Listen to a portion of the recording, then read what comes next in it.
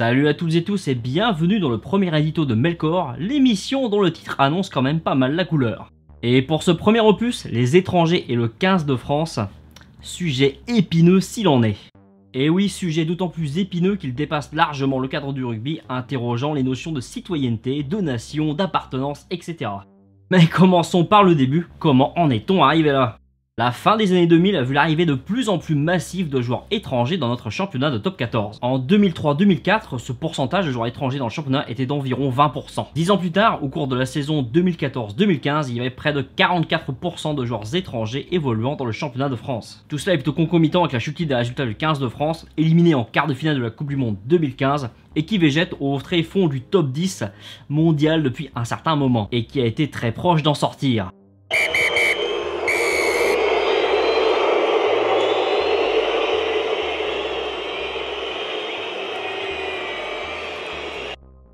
Alors je sais, il y a d'autres causes à cela. À commencer par le niveau global, mondial, qui tend quand même à monter. Mais là on va s'attarder sur un des nombreux paramètres que l'on peut maîtriser. Un bon nombre de ces joueurs étrangers étant non sélectionnables, la ressource en joueurs pour le 15 de France tend à s'amenuiser. Et donc potentiellement le nombre de joueurs de niveau mondial. De plus, certains postes sont plus souvent que d'autres comme réservés à des joueurs d'outre-frontières. Je pense ici aux piliers droits, aux ouvreurs ou aux ailiers. Ce qui, sur ces postes, accentue encore le tarissement du réservoir. La Ligue et la Fédé ont donc réagi en créant le statut GIF, joueur issu de la formation française. Des places sont réservées à ces GIFs dans tous les clubs. Pour avoir le statut GIF, attention lecture, le joueur a soit passé au moins 3 saisons en centre de formation agréé d'un club de rugby professionnel entre 16 et ses 21 ans, soit été licencié pendant au moins 5 saisons à la FFR en rugby à 15, mais avant ses 21 ans. Alors ça, c'était en 2010. Maintenant, c'est 5 ans qu'il faut passer en club, pas 3.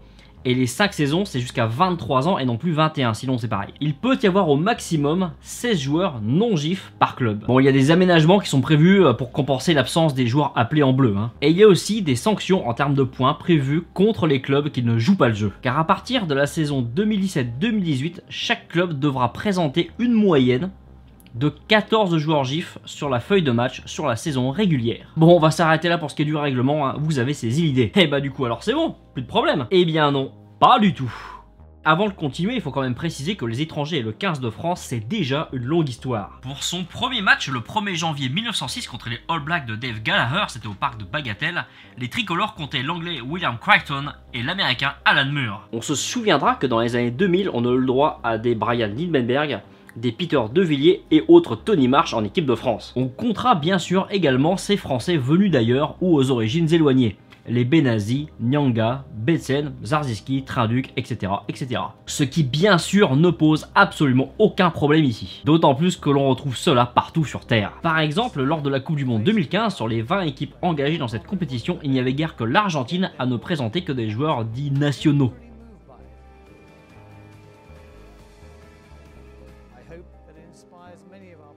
Mais ce dont il est question ici, c'est de l'intégrité du réservoir de joueurs bleus et même de son avenir. Déjà que le nombre de licenciés est en baisse, ils étaient 272 800 en 2017, soit 16 500 de moins par rapport à 2016. Et ce pour diverses raisons, les commotions cérébrales, les résultats du 15 de France, etc., etc., etc. Mais si ceux qui veulent quand même jouer font banquette pendant que brillent des stars de l'hémisphère sud, ça le fait quand même moyen. En créant le statut GIF, le législateur a en fait pallié à un problème. Dans son texte, il ne peut utiliser ni les termes, pour ne pas dire les gros mots, français ou étranger. Alors pourquoi c'est comme ça ? 39-45, occupation, collaboration, déportation, Union Européenne, Schengen, Bosman, blablabla, etc.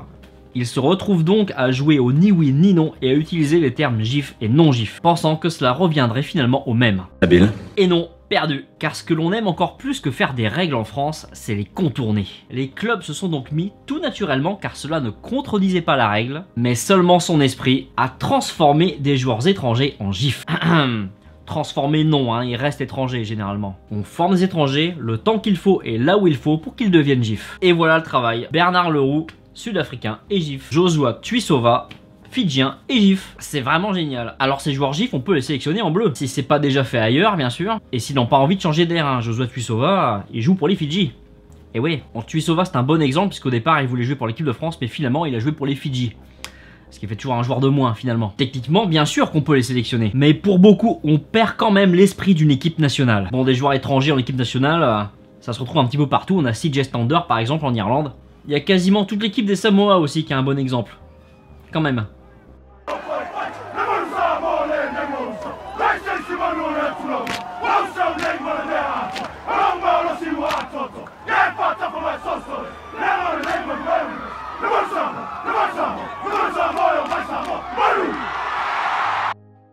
Mais tous ces gifs étrangers ne sont absolument pas meilleurs que des Français. Ils n'apportent rien de plus en général. Si ce n'est qu'ils sont quand même bien moins chers. Ah bah ouais, on va pas les payer comme des Français non plus, manquerait plus que ça. C'est quand même dingue que quand on est contre ce dispositif, on est taxé de racisme. Quand même. Du coup, certains clubs pas fous ont carrément industrialisé le procédé, en ouvrant des centres de formation ailleurs. Genre au Fidji par exemple, histoire de tayloriser le truc jusqu'au bout.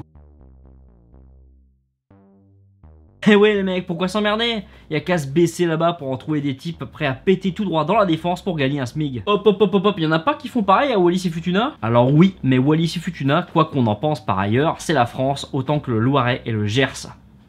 On pourrait donc remplacer le mot gif par le mot français, que ça changerait rien en l'occurrence. Le gif, c'est donc la fausse bonne idée. Au passage, petite pensée pour Jérôme Thion et Scott Spedding, qui sont les preuves vivantes qu'il y a bien un problème avec le statut gif. Notre championnat attire beaucoup de joueurs étrangers du fait de sa richesse, d'où problème. Et je ne parle pas ici des Carter, Wilkinson, Eman, etc. Il y a beaucoup à gagner à voir nos jeunes évoluer avec ces gars-là. Énormément même. A contrario, tous ceux que j'aime à appeler les inconnus au bataillon Jvili, les Tamiou, ton passe Navigo, les Météo, qu'est-ce que tu fous là? Ils n'apportent rien de particulier qu'un joueur du terroir ne saurait apporter. Sans déconner, c'est personne ces gars-là. Illustration récente, Semi Radradra. Il est grand, il est beau, il est puissant, il est cher, il est ni français ni gif, et on se demande encore à quoi il sert. On se demande pourquoi certains sont prêts à payer une fortune pour l'avoir. Incompréhensible. Alors pour ce qui est de l'avenir, bon déjà il faudra pas compter sur une législation plus nationaliste. La vision très court-termiste des clubs, contrairement à ce qu'on croit, c'est plutôt ceux qui craignent de descendre, plutôt que ceux qui visent à des titres, favorisera toujours un recrutement étranger. Ce genre de recrutement a déjà contaminé les strates inférieures du rugby français. Dans tous les niveaux amateurs, on va trouver des piliers géorgiens, argentins, sud-africains, des ailiers fidjiens, voire même des ailiers australiens et des arrières néo-zélandais. Je ne suis pas très optimiste, les joueurs qui ne jouent pas ne progressent pas. Pour expliquer les contre-performances actuelles du 15 de France, on évoque parfois le trou générationnel, en faisant généralement référence au début des années 2000 avec les Poitrenaud, Michalak, etc. Mais eux étaient titulaires à 20 ans. Pas parce qu'ils marchaient sur tout le monde tout le temps, mais parce qu'ils n'étaient pas concurrencés par des types recrutés sur YouTube ou par des types sortis d'un centre de formation outre-mer en profitant d'un vide juridique, ou encore par des internationaux étrangers. D'ailleurs, certains de ces internationaux ont un palmarès assez famélique quand même, il faut le dire. Oui, on parle de toi, Cameron McIntyre. En réalité, à l'époque, on avait seulement et uniquement des joueurs du cru. Le nouveau règlement GIF permettra-t-il l'émergence de nouveaux joueurs de niveau international pour le 15 de France? Il est hélas permis d'en douter. Le rugby français meurt de sa richesse financière. Licenciés, spectateurs, téléspectateurs, tout va en diminuant et cela pour diverses raisons, sur lesquelles on reviendra peut-être une autre fois. Mais cette richesse bien utilisée pourrait être un atout. Comme l'a suggéré Mourad Boudjelal, peut-être que faire de la formation un actif pour les clubs, comme en football, permettrait-il de faire avancer les choses. Imaginez un peu où en serait Bourgoin-Jallieu aujourd'hui si cela avait été le cas, sachant qu'à certaines périodes il fournissait la moitié de l'équipe de France quand même. On remarque d'ailleurs que certains clubs qui misent essentiellement sur la formation pour compléter leurs effectifs le font par défaut, parce que ça coûte trop cher de faire venir des joueurs de loin. On pourrait résumer cette façon de faire ainsi: faute d'acheter des internationaux, on va en fabriquer. Bon, ça tiendrait qu'à moi, ce serait vachement simple, on prendrait des Frenchies et puis c'est tout. Il y a forcément une amicale d'anciens nazis, ou un club, une association... Mais ne soyons pas faux cul non plus. Quand un grand nom du rugby signe chez soi, on est toujours très content. Mais par contre, si c'est chez un rival, c'est tout de suite la mort du rugby français. Il y a quelques temps, on a fait une vidéo sur les pires recrutements et top 14.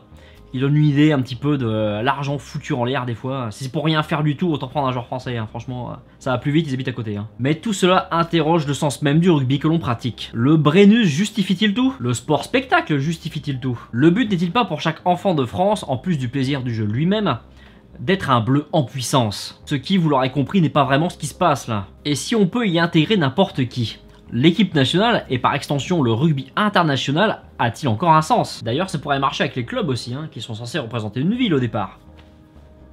Pourquoi pas? Mais à en écouter certaines et certains sur les réseaux sociaux, on peut en douter. Il y a pas mal de gens sur Twitter qui n'hésitent pas à dire qu'ils font passer leur club avant l'équipe nationale. C'est un peu triste, je trouve. Et bien voilà pour cette première émission qui était, j'en suis sûr, très brouillonne, mais bon, on veillera à améliorer ça d'émission en émission. Pas boire un verre ou pour la peau bas?